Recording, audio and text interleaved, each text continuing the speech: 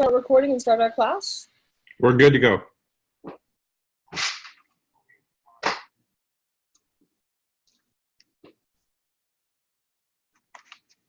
All right, so everybody, I get to welcome you. I'm here in Malibu today on a beautiful Thursday evening right after Halloween.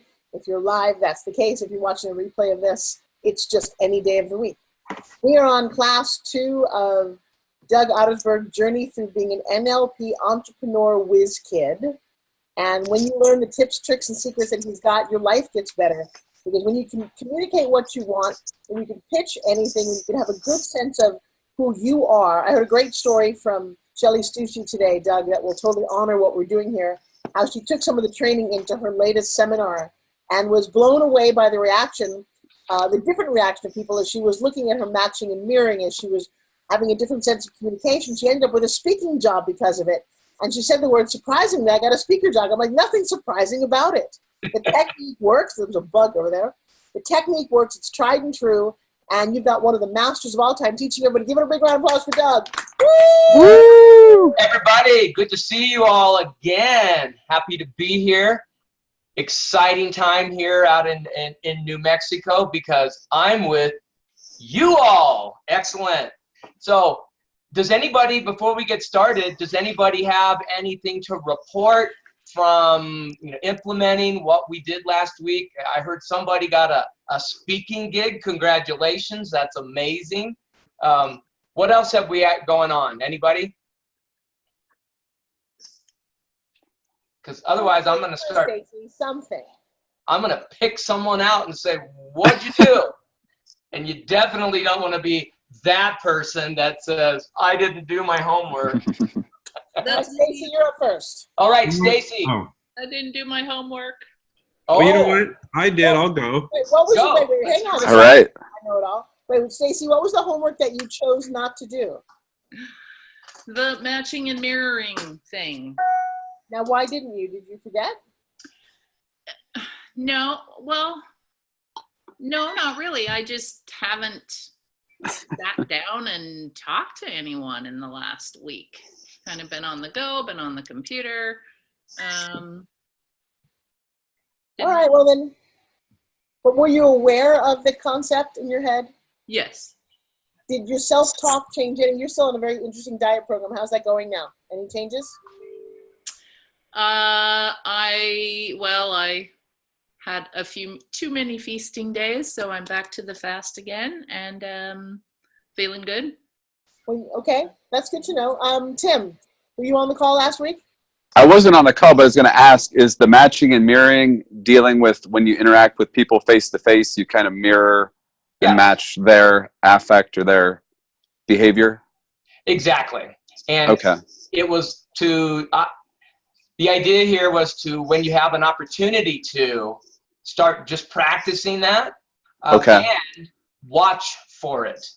So, if you're out and about, if you're just like waiting for your car to be picked up or at the mall or in the airport, engage in one of my favorite pastimes, people watching. And, right. Especially when they start talking, and you can start to notice when they go into rapport and when they're out of rapport. Right. So, and I'll just go over that briefly. Okay. Just as a reminder of what we did at review. Right, but Chuck wanted to chime in. Chuck, put your face back here and tell us how you did the homework. Let's go, Chuck. Well, you know what? I usually kind of sit back and observe and listen. And I decided actually to engage and do the homework that you assigned. And I found that it actually created more interaction and made it go a lot more smoothly. So that's great. So when you noticed the interaction, was there anything in particular that you were noticing that worked? It was more of I was matching their whole persona. Okay. And because they were very drab, and I felt like as I matched it, their persona actually started to amp up a little bit because I think they saw themselves in me. That's a very, very good observation. we also often serve as mirrors for other people. And in fact, you may have heard of a study, like they're called mirror neurons in our brain. It's one of the reasons that we pick up and imitate behavior and start to feel what other people are feeling, even though we're just watching them. And that's a really good observation. Excellent. Anybody else? Who else? We have a couple more folks that were come on. This is Nicole. I'm happy to share. Hi, Doug. Hook us up. Oh, man. Okay, so I had a really awesome meeting with some 2 key leaders of my community. They're women that have made millions of dollars that are prospects. Mm-hmm. And so in a face-to-face meeting, I tried the mirroring technique. And it was an hour, and it was supposed to be an hour long. It ended up being an hour and a half long. And by the end, they were mimicking my movements. So as I moved in, another business owner across from me moved in, and then as I crossed my leg, she crossed her leg. So it was like affirming, and then yeah, it was great.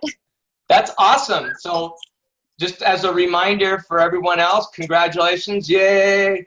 So pacing is when we're matching what they're doing, and then when you start doing something on purpose, that's leading. And when they repeat it back, you've got rapport. So good for you. You know, that's really exciting, because now that you know that you're doing it on purpose, you realize also, I would imagine, well, this is just normal and natural. It's what we do. Except now you're doing it on purpose instead of accidentally. So congratulations. And then now we're going to take it to another level today. So good job, Nicole. Excellent. Anybody else? Yeah, I can go a little bit. So I tried to do the matching a lot this week. So you tried to, or you did? I did. Oh, so okay, good call out. I did. So okay, excellent. I don't do a great job making eye contact when I talk to people or really engage them. So I really focused on being observant to exactly what people were doing, just really paying attention to how they were kind of positioning themselves in conversations, just kind of where they were and what they were doing. And I was doing similar kind of matching things as well. I actually practiced a lot on my daughter, my 5-year-old, because I figured that's probably where I am as well, skill level wise. So someone I could probably work on my skills with too. So I was doing some matching things with her as well. So fantastic. Good, yeah. And now, so while you were doing that, how were you feeling inside? What kind of conversation were you having with yourself? So it's a really good way to you feel like you're connecting with someone. So it does make the conversation feel a lot easier. I think there's a lot more flow to the conversation. So it almost feels like it breaks down some of the barriers that I otherwise might feel if I feel like I'm awkward or not engaging people in a very effective way. That's awesome. The one thing I want to point out as we're moving into these different areas, you know how when you're doing a new skill, a lot of times we're thinking about it. We're in our heads, we're in our mind. It's like, okay, what do I do? Or, how am I doing this? And I want you to know that's totally normal.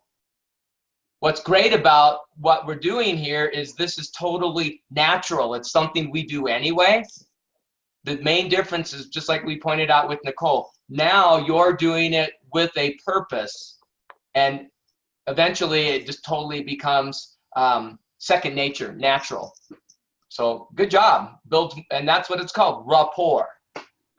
So at the end of that conversation, as you were noticing this interaction, was there any action taken as a result of that you think might not have been taken if you would have done something different? I don't know. Oh, sorry, good. Why don't you go, Nicole?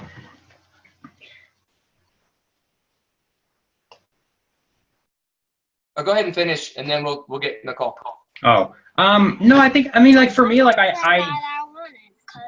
I don't know if there's anything specifically that would have changed differently. I was at work, so it was It was like a kind of a prescribed conversation, but like thinking back about how my normal conversations go, I mean, I think it was a much better rapport, to use that word. So I think it was a much more effective conversation. Okay, excellent. And Nicole, did you have something you wanted to add in?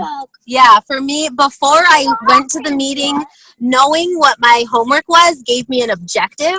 Okay, and I killed two birds with one stone, essentially, because one of our homeworks was to really maybe I'm confusing my lessons, but really focus on what the other person is saying with their eye contact. And as I was exercising the matching, it gave me confidence because I was commanding the situation and getting positive feedback that I felt in complete control, and knowing that the meeting lasted longer meant that they valued my time with them. And there's continued follow-up with possibly having them as my clients. So it just got me a step closer. You know, and something that just came to mind while you were saying that is there's a saying, and I forget, I'm not remembering the first part of it is, but it has to do with when people like who they are when you're around. And that's what we're all building towards, right? You know, those people that, I mean, look at their face. It's all lit up, man. This is what we want our clients to be like when they say, oh man, Nicole's here. Yeah! Right? And they have that good feeling, right? Because that's what we're after. So good job. Good job. All right. So just to remind you all, one of the things that we're following here is a standard 5-step sales process. Step 1 was to get attention and establish rapport. And step 2 is to ask questions. Now, we've got a few things to go over tonight, so it's really great that you're listening and you're watching and that your subconscious mind is wide open because it can learn really, really fast. And we've got a lot of things to cover today. Plus, we want to give you an opportunity to actually utilize some of these things tonight when I put you on the hot seat. So let's get going. So this was about getting people's attention and establishing rapport.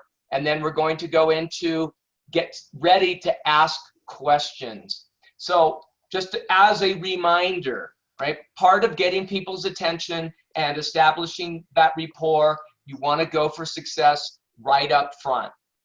Be physically appealing, all right? Be a joy magnet, smile, dress nice, right? And when people tell you, take off your jacket, it looks better, do it, right? Okay? Be simple, talk clearly, be exact, right? We want to get people into a state of answering yes, all right? And that's part of our questions that we'll get into. So, like, for example, if I were to ask you, what do you do? And let's just say somebody is a massage therapist. When they get into the questions, one of the things that we want to do is ask them, for example, so do you want to feel better? Well, that's a rhetorical question, all right? Who's typically going to answer that with, nah, I don't want none of that better feeling stuff. Of course, I want to feel great. Yes, all right? Mm-hmm. So just by asking questions, you can get people to start feeling yes, all right? And you want to be fun, right? Part of getting people's attention and standing out from everyone else is this wants to be enjoyable. People are looking to have fun. You want to be that person who is fun to say yes to, all right? So remember, people like people who are like them. Everyone's typically seeking sameness, all right? And so we talked about that. And Tim, so seeking sameness, the words that we use, the tonality in which we speak, and what we're doing with our body, physiology, all right? And so if you just remember, it breaks down typically words about 7% of the overall communication, and tonality 38%, physiology, body is about 55%. So 93% of the whole package of communication is how we're saying what we're saying, the tonality of that, and what we're doing with our body while we're doing that. So that is huge, super important. Like, for example, if somebody comes up to you and say, hey, Tim, how's your day going? Right? And if you go, oh, yeah, I'm having a great freaking day.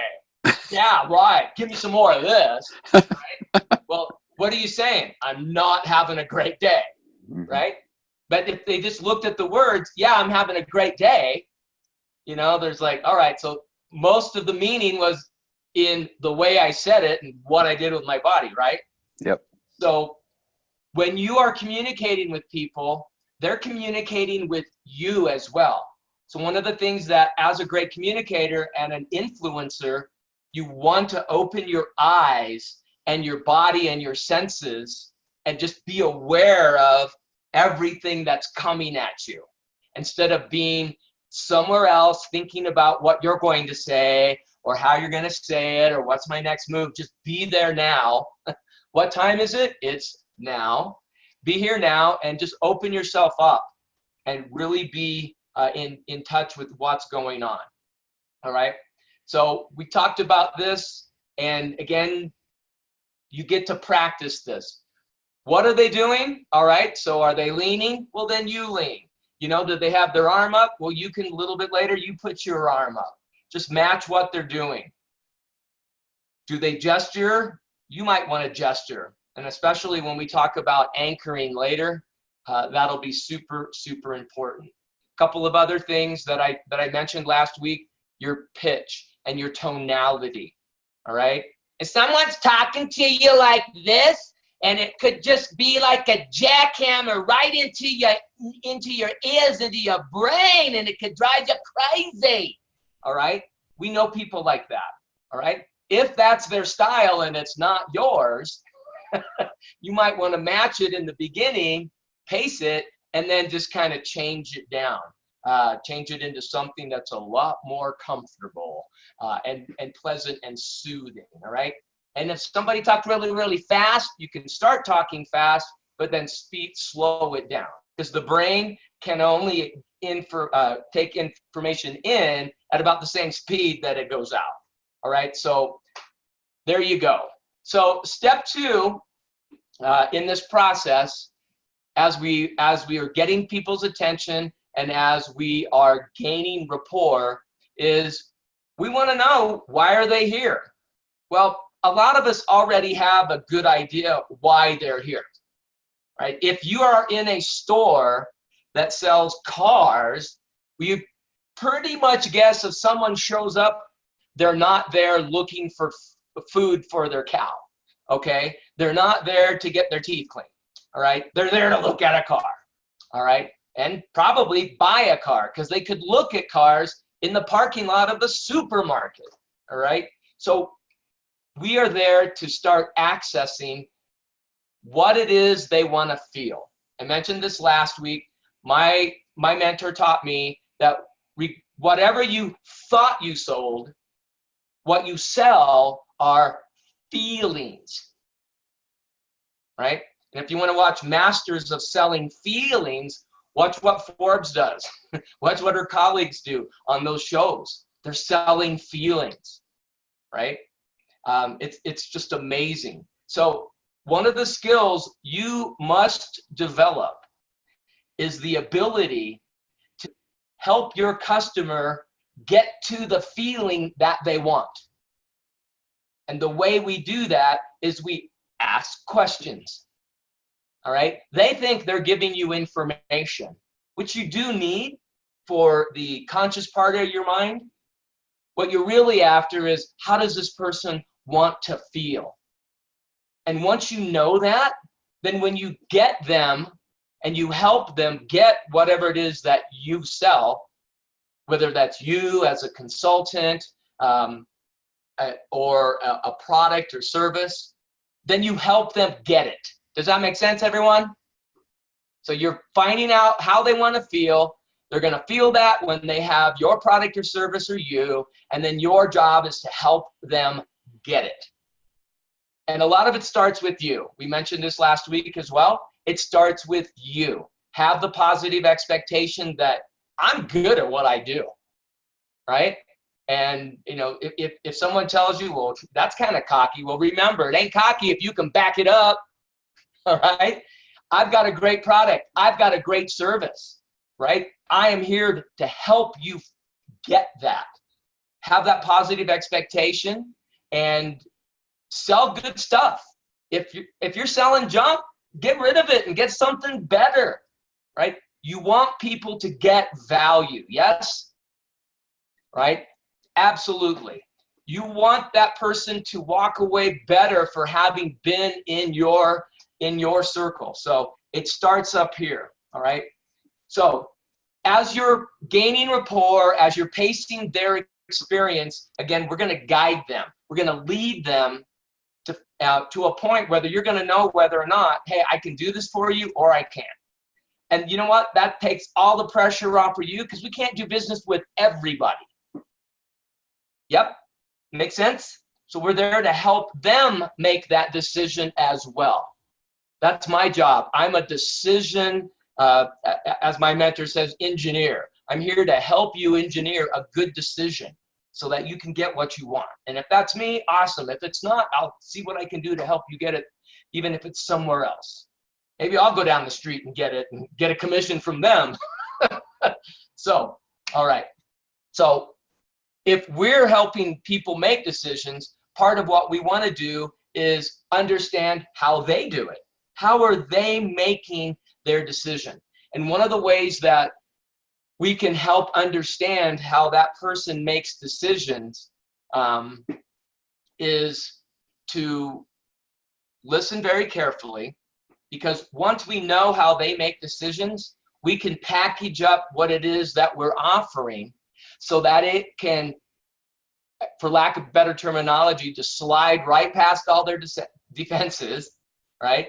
Because we're giving them the information in the way that they can most make use of it, if that makes sense, all right? And so we want them to accept this information with little resistance, and so that they can maximally understand what it is that we're communicating to them, all right? So again, one of the easiest ways to do that is through what's called the representational systems. What is that? Our nervous system gets information through our eyes, visual, through our ears, auditory, right? Through our feeling, which is kinesthetic, and then to a lesser degree in what we're talking about here, through our nose, olfactory, and through our mouth, taste, all right? Those are something we're going to talk about in just a moment. But again, your customer has all the information you need to know about how they process. You just need to open up, pay attention, and they'll give you, they'll let you know. All right.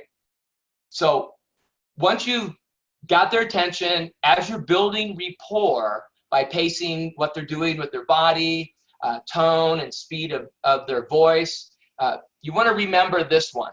This will help you gain rapport quickly. Breathe at the same rate. So when you're talking with somebody, you want to breathe, have them breathe at the same rate. So if you notice, if they're breathing high up here in their chest, what do you suppose that they're feeling? Put a name on that. What would you suppose that would be? Anxious or nervous? Anxious and nervous. Excellent. Now, is that a good feeling for them to have when they're around you? No. Go like this. All right? Because one of the things we talk about in our day-long training is the fact that the subconscious mind, its job is to keep you alive. So you want them to feel safe. So knowing what you know now about pacing and leading is, if everybody look at me and then just match me. If I go like this, if I go, or even if I don't use my hands, if I just go, what is your typical reaction? What are most people going to do? They may follow along, you know, and especially if I said, whoa, take a deep breath. Yeah. So everybody just do that with me, all right? Just take your hand and go up like this and say, whoa, take a deep breath. I'm not seeing any hands go up. Awesome. All right, if you're driving, you're exempted. All right, all right.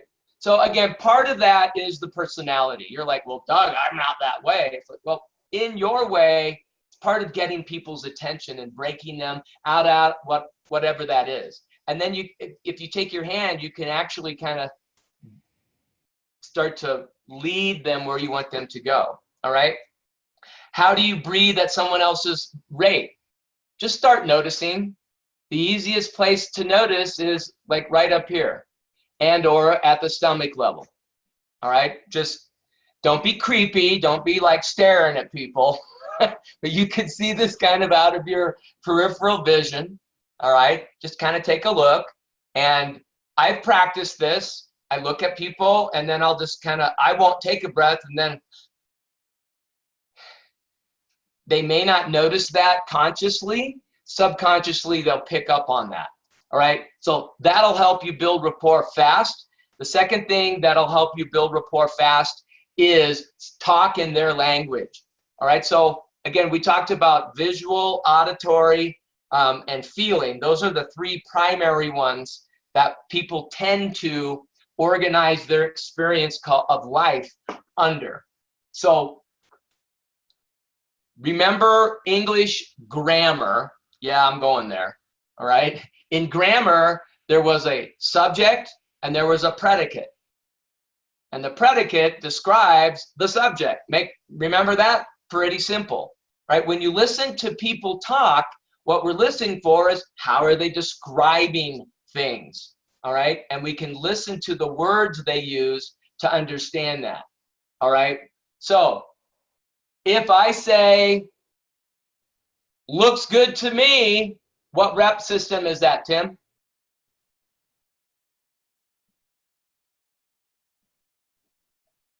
Oh, we're muted.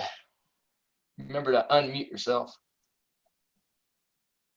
If I want somebody, visual, looks good. Looks good, visual, excellent, fantastic. And then how about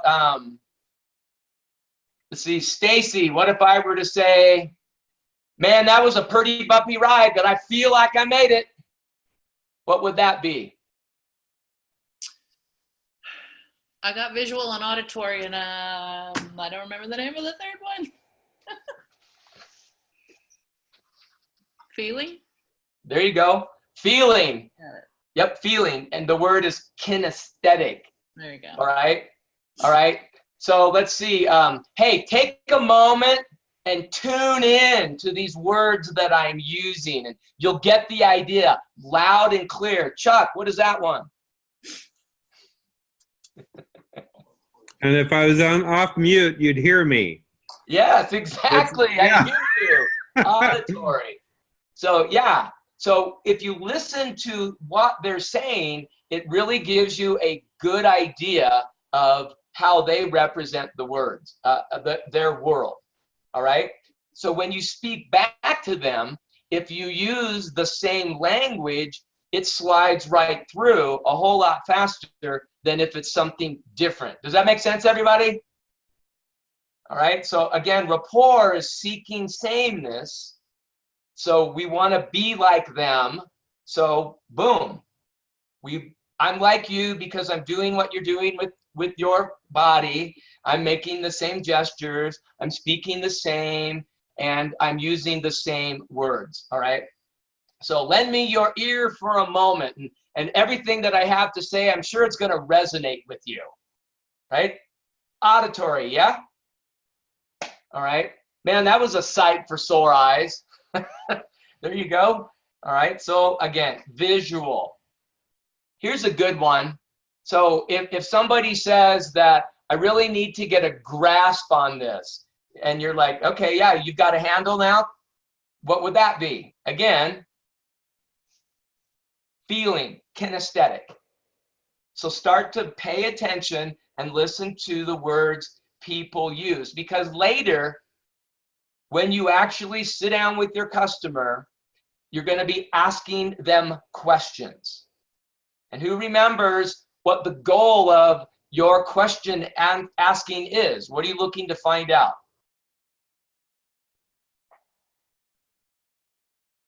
What they want to feel. Yep, thank you. What they want to feel, exactly. All right? So, as we're doing that, something that I learned, it's called parrot phrasing. Parrot phrasing. Now, a lot of times what we've been taught in active listening is to paraphrase back what, okay, so let me hear what I believe I heard you say was, and then you offer a summary of what the person said. Well, if you do that, you may not use the same words, so then you would break rapport. So you want to use the same words, and it's called parrot phrasing. Giving them back exactly and precisely what we hear, what we heard them say, and what we see them do. So if they say different words, for example, and they say, it's clear to me, right? So did you, everybody watch me, right? It's clear to me. So I said words, clear to me, visual, and I'm even pointing like right in front of my eyes, right? So it's clear to me, right? So later on, as we're talking back to them, you'll remember that. And it's like, well, you can see your way clear to sign on the dotted line, or let's get this started. You can see how that would benefit you, yes? Making sense, everyone? All right, so there's a reason why we do what we do. And when you get a grasp on this, you'll feel great when you can start making 4 times as much in half the time. Does that sound good to anyone? All right, not enough hands went up, so we'll not go that far. All right, so there is one other area that you should be aware of, and it's called auditory digital. All right, these are people, you can tell somebody who has some auditory digital AD, not ADD, but AD. They're the ones that take notes. They want to write things down. They'll probably never go back and read them, but it's one of the ways that they help themselves remember things. I'm one of those people. Also, if you see them looking down, and we'll talk about this on another call, probably won't have time today, but if you see them looking down kind of this way and they're talking to themselves, they're like doing mental calculations in their head and they're talking to themselves. So if that person says something to you like, well, if you could just describe it in a little more detail, I'm sure I could make sense of it. All right? That's not talking about eyes or ears or feeling. It's talking about, I need data. All right? So what kind of a person would typically have some of those characteristics? Maybe engineering, maybe numbers people, people that make decisions along those lines. All right? I need to process what I just experienced so that I can fully make sense of it. All right? So that's also something just to be aware of. All right? So later when you're talking with people and asking them questions, you want to be listening to this so that you can paraphrase back what they say, how they said it, and what they're doing. All right, so now this is probably one of the more fun things that you're going to do. All right, so anchors. We're going to talk about anchors before we get off. So whatever you thought you sold, what do you sell? Feelings. Feelings. Thank you. All right. Now, sales 101, people. Sales 101. Help your customer feel good, help them create a good feeling, and then attach you or your product to that good feeling. Now, how in the world do you do that? It's called an anchor. All right, so what is an anchor? Whenever you experience an emotion, or we call it a state, an emotional state, it's very highly likely that your mind is going to link up whatever's in the environment around you with that feeling. Has anybody ever heard of Pavlov? Does that name ring a bell? Yeah. Dogs and saliva. Yeah. And so what was he famous for? Bill? The dogs. Oh, sorry. Yep, fine, dogs, yeah. And Bill, you remember what he did? He would put food in front of them or something, and so they would start salivating. Yep. And then at the same time, what did he do? Oh, that's right, a bell or something. He would ring the bell. Yeah, yes. Yep. And so then they would associate with ringing the bell with food time. That's right. Exactly. Thank you. Excellent. So that's an anchor.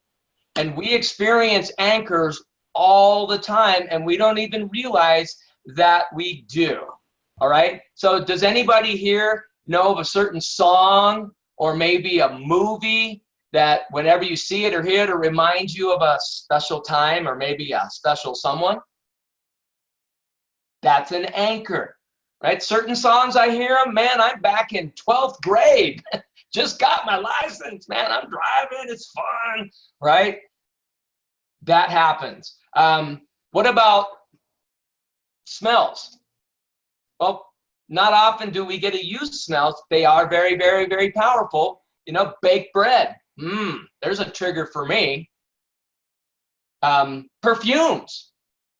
You know, you smell a special perfume, remind you of anyone in particular. Very powerful. In fact, I remember once I was dating a girl when I lived in LA. It's like I could not get her out of my mind. It was literally like everywhere I went, I'm always thinking about her.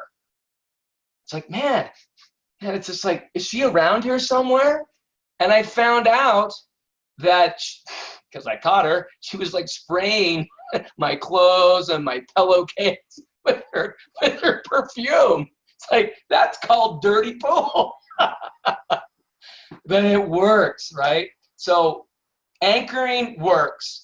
And so just like everything else that I'm sharing with you, it's about doing things on purpose with a purpose. And our purpose here is to help understand what's going to make our customer feel good. And then do we have in our product or service what that's going to help, something that's going to help them do that. All right. So here's what's interesting for you to know. Not only do you experience something in real time, what happens when you associate that, and later on, whatever that anchor is that reminds you of that experience, you get to experience it all over again in your imagination, inside your head. All right? So that's one of the things we talk about, the subconscious mind. It doesn't know the difference between what's happening now, what's, quote, real, or what's being imagined. So you're helping folks by knowing how this works. So like, for example, the restaurant where you went with somebody on a first date, that entire restaurant or maybe that table is anchored to that really good feeling. All right, as long as it was a good night, right? All right. Certain sounds, again, smells, we talked about that. Some are good, all right? Some feelings are really good. Apple pie reminds me of grandma, okay? That was a good thing.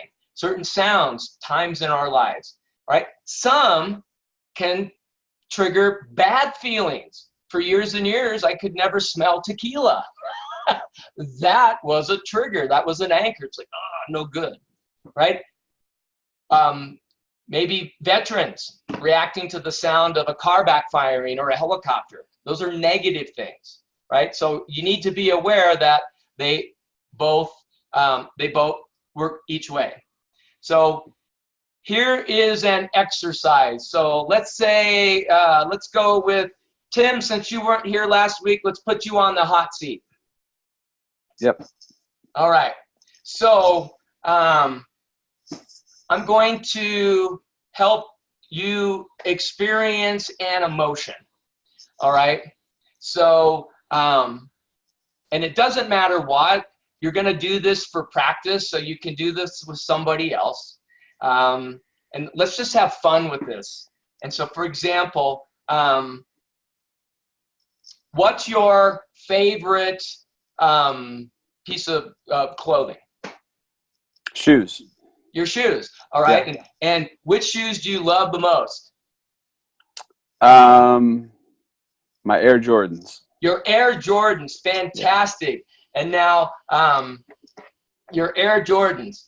And so what was it about your Air Jordans that, you know, when you think about that, that you just love the most? What do you really love about those? I just felt like I could be Michael Jordan when I wore them. I just felt. Oh my gosh! So you felt I like could play better. Yeah. Yeah, and so when you're wearing those and you're feeling like Michael Jordan, you know, what was it literally about them that when you, I mean, did you see them, or what was it that caused you to like, oh, I've got to have those? I guess the way they looked, and I just felt like if I wore them, I would play better like him. Got it. All right. So notice, okay, so let's stop. So two things happened. One, I started asking questions, all right? And I just picked something out, all right? And in this case, I wanted you experience an emotion of something that you bought that you're really happy with, yeah? And so you're really happy with that purchase? Yes. You made that purchase and you knew it was the right purchase. Absolutely. Right? Now, for those of you listening, he said he saw them, all right? And then he felt like, wow, if I had those, I could be like Michael Jordan, right? And if I were to continue down this line, there would be a couple of other steps that would tell me what his buying strategy is. We know two pieces of it, pretty much. He sees something, and then he gets a feeling like, wow, if I had these, that would be great, right? And so we're already at a feeling. So we know part of what his strategy is. Then I kept asking other questions. And the reason I asked other questions, well, what about that made you feel that way? And what was it that gave you that feeling? And when you're wearing those, as you're asking more questions, what it's doing is it's amping up the feeling inside of him, right? And so, and then I was doing, and he noticed his face right away. It starts to go back into that, I can fly. Yeah. Exactly. Yeah. Absolutely. Right? All right. So you're feeling it again, man. You're just like, yeah, Jordan's, man, I'm feeling it. So this was just probably not something I would do because I don't always have my glasses, but I'm like, okay, what can I do? What's here? I use something in my environment. So anchoring is attaching something you say or do to the feeling that your customer has right now. All right, so everybody, you want to write this down. Get them thinking about an emotion and experiencing an emotion. And we do that by asking questions. All right? Help them get into that emotion. And you amplify it by asking more questions and getting details. Now, there's a lot more detail I could get into. And for now, just your subconscious mind knows how to do. Well, give me more details. What, did you see it? What did you like about it? Is it the color, or was it the? Tell me more about that, right? And then attach something that you do or say. So, like if they're making a gesture, you could do that. Or you could say words in a certain way while they're feeling that. You could, like, when you're feeling good, what's a feeling that would be universal? When someone's feeling good, if I were to say something like, Yeah, that's right. That was a good one. So you could be doing that, and now like I'm shaking my head, and Tim's nodding his head, right? So, right? So, that's good. So again, I'm shaking my head, and when I'm shaking my head, yes, they're more than likely going to be shaking their head, yes. And it's like, that feels good. So that's something that I say, something that I do, you know, or if you do wear glasses, you know, while you're talking about that, when they're feeling really good, you could like, you know, take your glasses and like maybe move them up a little bit on purpose. And so as they're talking, and what was that color? Yeah, that was great. Okay, yeah. So, and then you adjust your glasses again every time they're feeling it. So by the time you get down to, by the time it's time to make a decision, by now we've covered pretty much everything. You ready to get started? Right? And that good feeling comes right back. Ooh, that's what they did to me. Ooh. All right. So, so again, get them thinking about and experiencing a emotion. Help them asking questions, right? Help them experience it. Ask more questions. Get more detail. While they're feeling it, do something or say something. All right. And then take your conversation and move it somewhere else. So that's not emotional. All right. So in a business situation, you'll see what that is because we pretty much all have a script that we go through. Make sense, everybody? Then just like I demonstrated, thank you. Yes, making sense. You're getting this. Yeah. All right. And so at the appropriate time, when your customer looks like she's ready to buy, that's when you fire off the anchor. So, and like I just did, it's like, well, looks like we've covered just about everything. You ready to get started? Right? Let's go. So that's how we use that. So again, let's just do a quick example. So let's say you're talking to a client, you ask her a question, or maybe, you know, I see this happen all the time. It's like, wow, that's a great fill in the blank. You know, that's a great purse. I love those shoes. Or, you know, and as you watch her, you notice those eyes light up. And maybe her tone of voice changes. Right away, you ask, you know, what was buying that a good decision? Oh, yeah, right? Tell me about that. What caused you to do that? Now you're watching her. She's feeling good. She's describing things. And listen to the words that she's using. Yeah, what else? Give me some more detail of that, all right? So then think of, what do you have in your environment? So like if you're a guy, maybe you could, you know, if you're wearing a tie, you could do this. Ladies, if you're wearing a scarf or you have a piece of jewelry or something, you know, you could, like a lot of people used to anchor their watch if they were wearing a watch. Feeling good, anchor the watch. And the nodding your head and smiling, as long as it's not totally like obvious, right? You're getting this, all right? That's a little bit too much, all right? Yeah, so there are times to pour it on and there are times just to be real subtle. And this is the time to be subtle, all right? What did you like most? How did you decide on that one? And then you fire it off later. So we're just about out of time. So I just want to remind you that this is your homework for this week. Remember, the quickest way to get into rapport with somebody as you're mirroring and matching them is through their breathing. You know, breathe at the same rate and parrot phrase back what they say to you and what they're doing. Parrot phrase that back. And again, just watch what's happening as you're helping someone access good feelings. Just notice the change in their face and bodies. And we don't want just the little ones. We want to see people light up. All right. You want to see them light up. And if they're not lighting up, then our job is to change what we're doing, right? Ask different questions. And you know what? There are times where it's appropriate. Yes, be enthusiastic. Be a little, okay, yeah, I'm a goofball, all right? That's me, all right? But yeah, be a little exciting. Be fun to be around. Be enthusiastic. Man, I want you to get what you came here for. Let's do it. I'm willing to, if me being a fool helps, let's get it done, all right?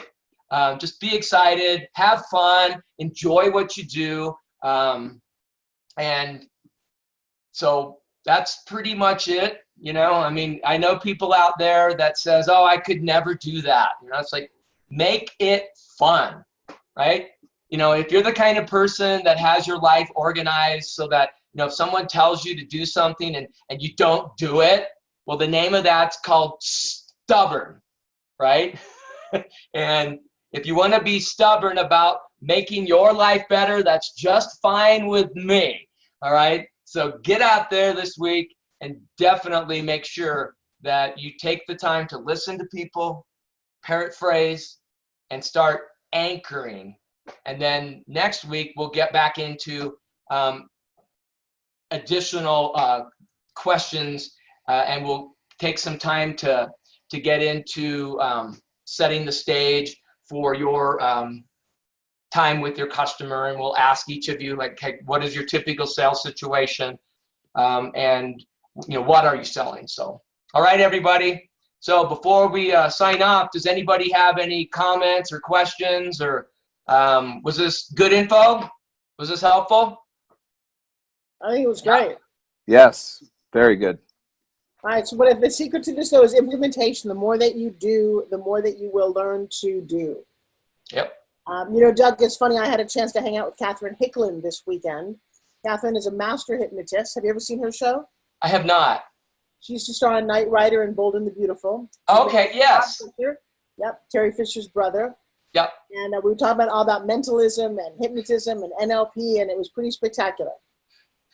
Well, I was reviewing some techniques, and I haven't shared this one. It'll be up later when we talk about objections. But again, this is totally extracurricular, but watching mentalists and palm readers and all of that stuff, they've got this science. I mean, they've got it down, asking people questions, and it's amazing. Hey, Tim, I have a quick question for you. What is behind you?